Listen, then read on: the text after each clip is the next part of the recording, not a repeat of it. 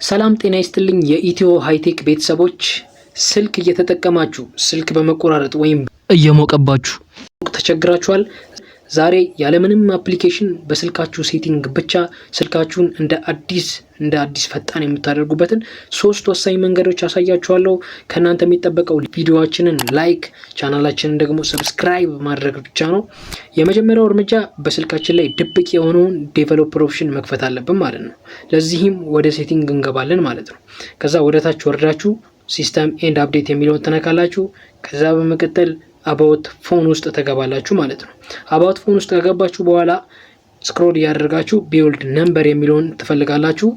7 ጊዜ ነው የምትነኩት ማለት ነው። 7 ጊዜ ቶሎ ደጋግማችሁ ትነኩታላችሁ። ከዛ ፓስወርድ ከጠየቃችሁ የስልካችሁን የመክፈቻ ፓስወርድ ታስገቡለታላችሁ።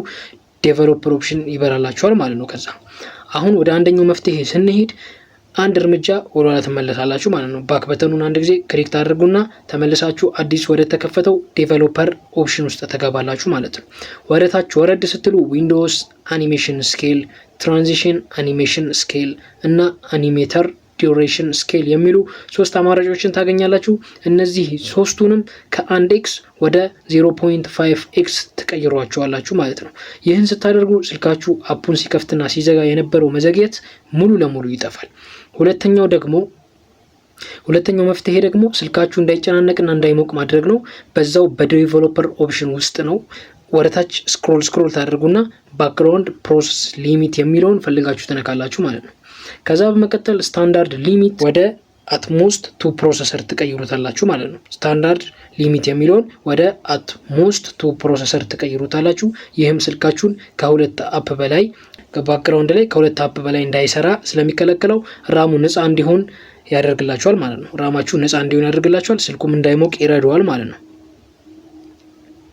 ሶስተኛውና የመጨረሻው መፍትሄ ስልካችሁ ላይ የሚገኘው ኦፕቲማይዘር አፕሊኬሽንን መጠቀም ነው። ይህንን አፕ በመክፈት መጀመሪያ ክሊን አፕ የሚለውን በመንካት የስልካችሁን አላስፈላጊ ፋይሎች ማጽዳት ትችላላችሁ። በመቀጠል ኦፕቲማይዝ የሚለውን ደግሞ ሰማያዊ በተን በመጫን ስልኩ ራሱን በራሱ እንዲያስተካክል ማድረግም ትችላላችሁ።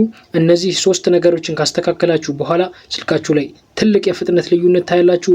ቪዲዮ ከጠቀማችሁ ላይክ አድርጉ፣ ለሌሎችም እንዲደርስ ሼር ማድረጋችሁን አይርሱ። ለቻናሉ አዲስ ከሆናችሁ ሰብስክራይብ በማድረግ የኢትዮ ሃይቴክ ቤተሰብ ሁኑ።